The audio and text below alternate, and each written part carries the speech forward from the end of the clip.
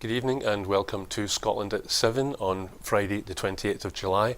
My name is Brian Liddy and I'm here for you with a run through of today's news. Ukraine update 520. Alexander Syrski, the head of Ukraine's ground forces, has said Russian forces are constantly attacking in the direction of Kupiansk and Liman in Donetsk, but that Ukraine's defence line is holding firm. He said the main task for Ukrainian troops was to knock out enemy artillery where possible, and he claimed small advances in the Bakhmut direction. Ukrainian President Volodymyr Zelensky posted a video on Thursday showing Ukrainian soldiers saying they have recaptured the village of Staromayorsky, east of Zaporizhzhia city. Vladimir Putin said Ukrainian ground attacks have intensified in recent days, primarily on the front line running through Ukraine's Zaporizhzhia region. Vladimir Putin told African leaders that Russia was carefully studying their peace proposal. Putin also said that Russia was increasing food supplies to Africa, including some free grain shipments. At the summit, Egyptian President Abdel Fattah al-Sisi urged Russia to revive the Black Sea grain deal. The Ukrainian President's Chief of Staff said Russia is threatening civilian vessels in the Black Sea and urged the international community to condemn what he said were the methods of terrorists. Russian state-owned media outlet TASS reported a Ukrainian drone attacked an oil facility in occupied Shakhtarsk in Donetsk region. Emergency services in occupied Kherson that 3 civilians were injured on the left bank of the Dnipro River by Ukrainian shelling from the north. 3 residential buildings and a garage were damaged overnight by Russian shelling in Seredina Buda in Sumy region. Qatar will provide Ukraine with $100 million in humanitarian aid to support health, education and demining, the Ukrainian Prime Minister Denis Shmyhal said today. Germany's industrial group Rheinmetall is setting up a repair centre in Ukraine for Leopard tanks and other war equipment supplied by Berlin. President Zelensky took part in a ceremony to mark Ukraine's official statehood day in Kyiv this morning, where he gave out first passports to people eligible to hold them for the first time. Japan is stepping up its sanctions against Moscow by extending an export ban on luxury cars to Russia from next month so that it will cover all new and used vehicles over 1900 cc's. China's economic ties with Russia have helped limit the effect of punishing Western sanctions imposed over Moscow's invasion of Ukraine, according to a US intelligence report. Evgeny Prigozhin appeared to attend the Russian Africa Summit in St. Petersburg, after a picture apparently showing the Wagner Group leader meeting African officials was posted on social media. Evgeny Lebedev, the Russian-born British newspaper owner who was given a seat in the House of Lords by Boris Johnson, has claimed he was a victim of Russophobia in the UK over the war in Ukraine. Our next item is the SNP has challenged Keir Starmer to admit whether the Labour Party is secretly planning to keep the Tory bedroom tax, following the backlash over its U-turn on the 2-child cap. New analysis published today has revealed the damaging impact of the policy over the past decade. It shows 504,280 households had their universal credit or housing benefit payments reduced as a result of the punitive policy last year, including 97,425 households in Scotland. The policy, introduced by the Tory Lib Dem government in 2013, saw impacted households in Scotland lose an average of £786.84 in the housing benefit and £709.08 in universal credit deductions in 2022. Overall, impacted households across Britain lost an average of £870 in housing benefit and £856 in universal credit deductions in 2022.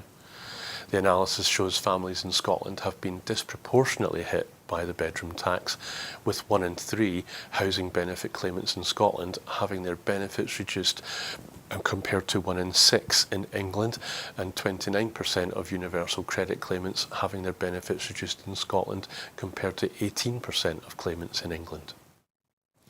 The Scottish Government has spent hundreds of millions of pounds protecting households by mitigating the bedroom tax in Scotland. The analysis shows in 2022-23 alone, the Scottish Government spent £66.85 million mitigating the bedroom tax by providing discretionary housing payments to impacted households. Since 2019-2020, it has spent more than £266 million on mitigating the policy, which could otherwise be used on additional measures to tackle poverty. Commenting, SNP Social Justice spokesperson David Linden, MP, said, Sir Keir Starmer must admit whether the pro-Brexit Labour Party is secretly planning to keep the Tory bedroom tax, which cut the incomes of almost 100,000 low-income families in Scotland last year and more than 500,000 households across the UK. People in Scotland are crying out for change from the damage of Westminster control, but all they are getting from the Tories are pro-Brexit and pro-Brexit Labour Party are more cuts to household incomes, more cuts to public services and more long-term decline with Brexit. In a newspaper interview, the Labour Shadow Chancellor, Rachel Reeves, confirmed that ending the two-child benefit cap will not be part of the Labour Party's election manifesto. The two-child policy had previously received criticism from the leader of the Labour Party, with Sir Keir Starmer having called it to be scrapped.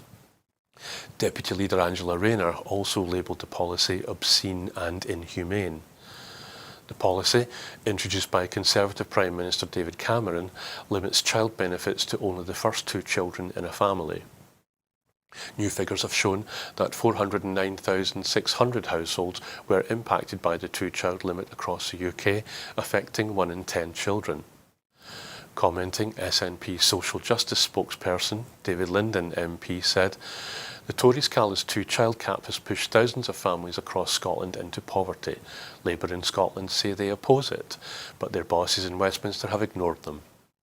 Regardless of anything Anas Sarwar or Jackie Baillie says, Labour will stick with Tory policy. This shameful decision reveals that Labour in Scotland is just a branch office of Westminster. After 13 years of Tory austerity and the economic chaos of Brexit, the Labour Party are offering more of the same. By contrast, the Scottish Government is working hard to mitigate against Westminster's destructive policies. Mr Linden added, the SNP government has lifted an estimated 90,000 children out of poverty with progressive policies like the Scottish Child Payment and Best Start grant. But for every step we take forward, damaging Westminster policies like the two-child cap are dragging us back again. The UK government is unable to say how many of the children who come to the UK to seek safety it has placed in temporary hotel accommodation or give the age of the youngest because it has not kept a sufficiently accurate count, ministers have admitted. The Home Office was accused in January of a dereliction of duty after it emerged that hundreds of children had gone missing after being placed in hotels, with a whistleblower saying that some had been abducted onto the streets outside. The High Court ruled this week that the UK government's routine housing of unaccompanied child asylum seekers in hotels was unlawful. The paucity of the UK government's record keeping was revealed by written answers to parliamentary questions posed by the Liberal Democrat peer Paul Scriven. In one question, he asked how many unaccompanied children seeking asylum had been housed in Home Office temporary hotels in the past 18 months. The Home Office answered, the data requested cannot be provided as it comes from live operational databases that have not been quality assured. In another question, Scriven asked the age of the youngest unaccompanied child seeking asylum who had been housed in a Home Office temporary hotel and for how long. He received the same answer. Lord Scriven said, this is a national scandal and beneath us as a country. The Home Office's careless practice in asylum seeker hotels is totally unacceptable and unlawful too, as the courts have now confirmed. Fitza Qureshi, the chief executive of the Migrants' Rights Network, said, the fact that the Home Office does not have data on the ages of these children or how many are housed in temporary hotels is concerning. On Thursday, Mr Justice Chamberlain ruled in the High Court that routinely housing unaccompanied children seeking asylum in hotels had become unlawful because the power to place the children there was only intended to be used in very short periods in true emergency situations. In the ruling on the challenge brought by the charity Every Child Protected Against Trafficking, the judge said it cannot be used systematically or routinely in circumstances where it is intended or functions in practice as a substitute for local authority care. While UK ministers were unable to give the age of the youngest child placed in a hotel, the Home Office admitted last month that an unaccompanied 9-year-old had been placed in such accommodation due to shortages of local authority care placements. As of the 11th of June, the whereabouts of more than 150 children placed in hotels remained unknown. The government has been warned that many are vulnerable to exploitation by criminal gangs.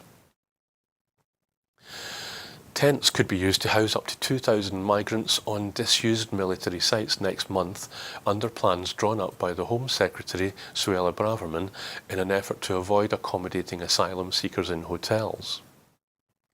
The Home Office bought the marquees in recent days ahead of an unexpected rise in small boats crossing in August, despite warnings by some in the UK government that housing asylum seekers in tents could trigger legal challenges based on inhumane treatment. More than 14,000 people have made crossings already this year, despite Rishi Sunak's vow to stop the boats, and the summer is expected to be the busiest time for crossings. Last year, a record 47,755 people arrived in the UK by small boats, with 51% of the arrivals taking place in August, September and October. Last autumn, the Home Office erected a number of temporary marquees at the Manston Processing Centre in the grounds of a former army barracks, with Home Office employees later reporting people slept on mats on the floor in overcrowded conditions and were shut up without access to fresh air. Whilst these makeshift tents were not designed to be used for more than a few days, the new tents bought by Braverman will be erected alongside other temporary facilities such as portable toilets and showers, with heaters on standby if temperatures drop, according to reports. A UK government source is reported to have said that a similar proposal to use tents was put forward under Boris Johnson's government but was rejected due to fears it would lead to legal challenges. It was even compared to concentration camps by some in government. The Home Office refused to confirm the report, but said the government's position for some time has been that the use of hotels to accommodate asylum seekers is not acceptable, and that the Home Office is working across government departments to look at a range of accommodation options for asylum seekers. Meanwhile, it is understood that a small number of positive results for tuberculosis have been detected among those housed at the former RAF site in Wethersfield in Braintree, Essex. Tests are underway to see if the cases are active. Other asylum seekers at the site have been diagnosed with scabies, and there is one case of scurvy. The Home Office told The Times there was no risk to the wider public. The UK has lost 6,000 storefronts in 5 years, new figures show, with financial pressures forcing shop owners to close their stores and leave cities with undesirable gap-toothed high streets. COVID, the cost of living crisis and crippling business rates are causing businesses to desert retail spaces, and local councils must come up with a cohesive plan to invigorate shopping areas across the British Retail Consortium, the BRC warned. The overall vacancy rate has increased to 13.9% across the UK in the second quarter of this year. That's a 0.1 percentage point drop on the first quarter, but 0.1 points up on the same period last year, according to the BRC's Local Data Company or LDC vacancy monitor. Shopping centre vacancies remain unchanged from the first quarter at 17.8%, but high street vacancies increased 0.1% to 13.9%. Greater London, the South East and the East of England maintained the lowest vacancy rates, with London improving over the last quarter due to new flagship stores as well as a rise in office workers and tourists. The highest vacancy rates were in the North East and the Midlands, followed by Wales and Scotland.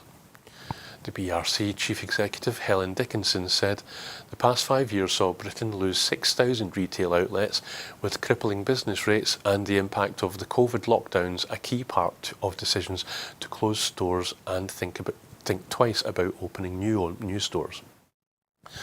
Lucy Stainton, Commercial Director at the LDC, said, "Across all location types, vacancy has reached critical levels, highlighting an ever-increasing need to redevelop units to breathe life back into the retail destinations.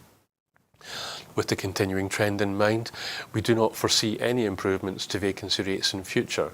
However, given that the latest rises in vacancy have not been particularly significant, we anticipate that any increases in the near future will be gradual." The High Court in London has dismissed a legal challenge by 5 Conservative-led councils against the expansion of London's ultra-low emission zone, or ULEZ. The zone, which the Mayor of London, Sadiq Khan, said was vital to tackle toxic air, is due to be extended throughout the whole of Greater London at the end of August, making owners of the most polluting cars pay to drive. The outer London boroughs of Bexley, Bromley, Harrow and Hillingdon, along with Surrey County Council, launched legal action in February. At the High Court earlier this month, barristers argued that Khan had failed to adequately consult, overstepped his powers and had provided a flawed £110 million scrappage scheme. In his verdict today, Mr Justice Swift found that the legal basis on which Khan made the decision to expand the ULEZ was sound and in line with previous decisions on charging within the capital. In a summary of his ruling, the judge said he was satisfied that the Mayor's decision was within his powers and that enough information was given for people who wished to respond to provide information and to provide informed responses. The consultation on the scrappage scheme was not in-depth but was lawful, he said. Mr Khan immediately confirmed he would expand the zone as planned on the 29th of August and extend the remit of the scrappage scheme to help more affected Londoners, including those in receipt of child benefit payments. The current zone is reported to have already reduced nitrogen dioxide air pollution by almost half in central London. He said, "I've been listening to Londoners throughout the ULEZ rollout, which is why from next week I am expanding the scrappage scheme to nearly 1 million families who receive child benefit and all small businesses with up to 50 employees. 9 out of 10 cars driving in outer London on an average day are already compliant and will not have anything to pay. Air pollution is linked to a host of serious conditions, from heart disease to cancer and dementia." The Ministry of Defence has launched an investigation after officials unwittingly sent emails containing classified information to a close Russian ally because of a typing error. A small number of emails intended for the Pentagon were sent to Mali because of the accidental omission of an I that's the letter I, from an email address. UK MOD officials sent the messages to an address ending with the West African countries .ml domain rather than the US military's .mil. An MOD spokesperson said, "We have opened an investigation after a small number of emails were mistakenly forwarded to an incorrect email domain. We are confident they did not contain any information that could compromise operational security or technical data." Mali was among the 6 African nations promised free grain shipments by the Russian President Vladimir Putin after the collapse of the Black Sea deal with Ukraine. Wagner mercenaries have been deployed alongside the army in Mali. A former Trump White House lawyer said the evidence against the former president over his handling of classified documents was now overwhelming and would last an antiquity after new charges were filed in the case on Thursday.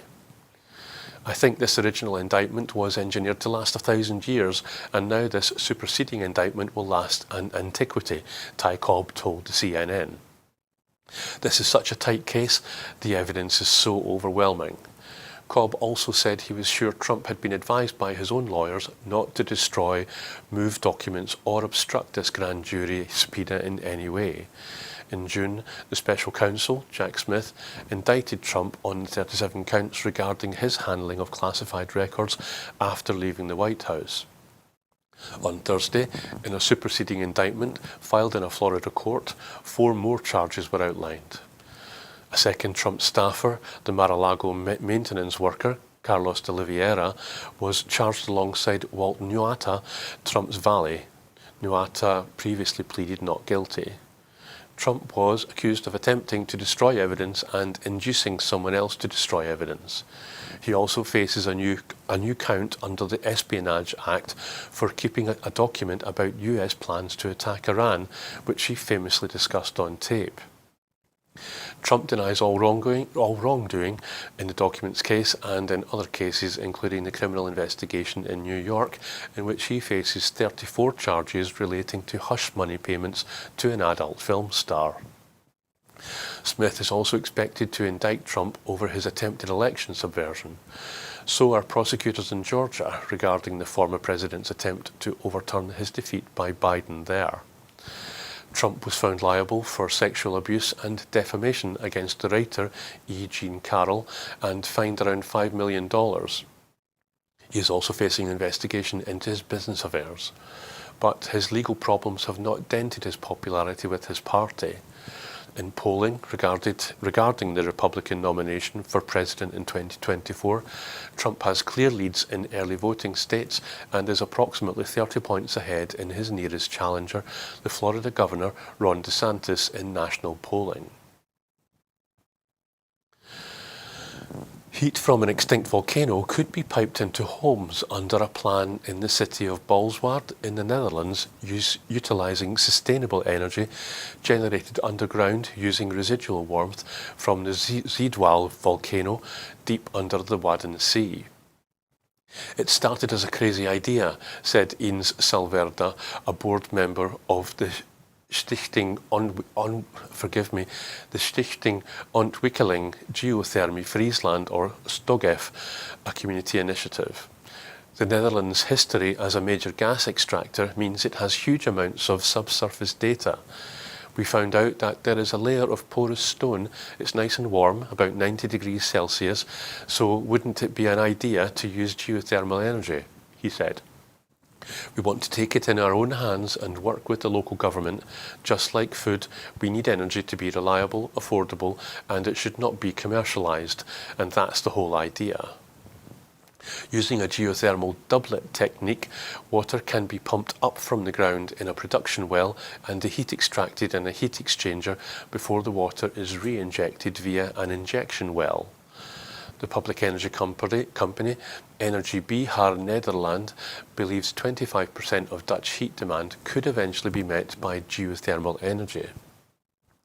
There are 26 working non-volcanic geothermal energy projects, mostly heating greenhouses between The Hague and Rotterdam, and a national mapping project and plans to more than double geothermal production by 2030. Energiewerkplaats Friesland, a network of professionals supporting local energy initiatives, has published an exploratory investigation into the potential of 500-metre or 3-kilometre deep structures, plus a district heating system with a total estimated cost of between €143 million and €188 million. Johannes Langster, the project leader, is positive, even if the local area would have to raise 30% of the total. Technically, it is certainly very achievable, he said. The heat is there, but we want ownership as a community. The Dutch mining regulator is understood to be looking carefully at mining risks in the wake of a scandal around earthquakes caused by gas extraction in Groningen. A spokesperson said there was too little known about the initiatives to estimate the risks. However, Diana Tronco, the chief executive in Co-Drilling and an advisor to the Friesland project, believes it has potential. There are some cases like in Groningen where people are afraid of drilling, but the advantage of geothermal is that if you drill 2 wells, one to extract the water and one to inject it back, there's a balance, she said. The artwork Bottled Ocean 2123, which imagines the state of the oceans 100 years into the future in an immersive undersea landscape crafted from recycled plastic, has been installed at the National Museum of Scotland. The installation, created by the artist George Nuku with the assistance of around 400 people, including museum visitors, staff and volunteers from youth and community groups across Edinburgh, will be unveiled to the public next month in the exhibition Rising Tide, Art and Environment in Oceania. The artwork will address humanity's unsustainable relationship with plastic, highlighting its impact on the natural environment and asking audiences to rethink their relationship with it. Artist George Nuku said, "Plastic is a fascinating material. We think of it as new with all the things we use it for, but in fact when you think about how it is made, from material created during the Earth's ancient processes, that simple plastic bottle is in a way one of the oldest things around. And if you think about it that way, like an ancestor, then maybe you can start to think about treating it with respect instead of throwing it in the ocean." With the help of hundreds of local people, we've taken a pile of trash and made something beautiful. Groups involved in creating the artwork included the Welcoming, an Edinburgh-based charity supporting migrants, asylum seekers and refugees, as well as students from Edinburgh College of Art and children from Granton Youth and Pilton Youth and Children's Project. The National Museum of Scotland say the exhibition will delve into the most important and pressing issue of our time, humanity's damaging relationship with planet Earth, something which is felt especially deeply in Australia and the Pacific Islands, where the sea levels are rising due to climate change and the oceans are filling with plastic. This exhibition considers our relationship to the natural environment through contemporary responses to climate change and plastic waste by Indigenous Australian and Pacific Islander artists. It will also host the first display in Europe of a set of 5 kimono, which make up an artwork entitled Song of Samoa by internationally renowned artist Yuki Kihara, newly acquired by the National Museums of Scotland with the support of the Art Fund. Examples include work by master fisherman Anthony C. Guerrero, who uses historic weaving techniques to make contemporary baskets from plastic construction strapping that is found littering Guam.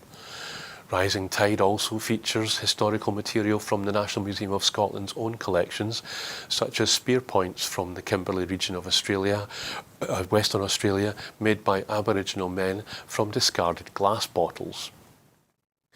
A recurring theme throughout the exhibition, these spear points demonstrate that Indigenous peoples in Oceania have always innovated using materials found in their environment to make cultural objects.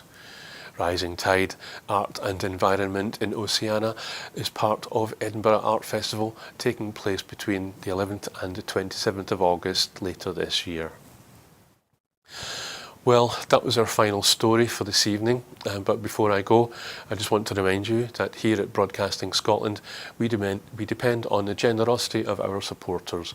So to everyone who has donated and to everyone who has signed up to make a regular monthly payment, we thank you very much. Our programmes will always be free to view. However, if you can afford £5 per month, please consider becoming a Broadcasting Scotland supporter.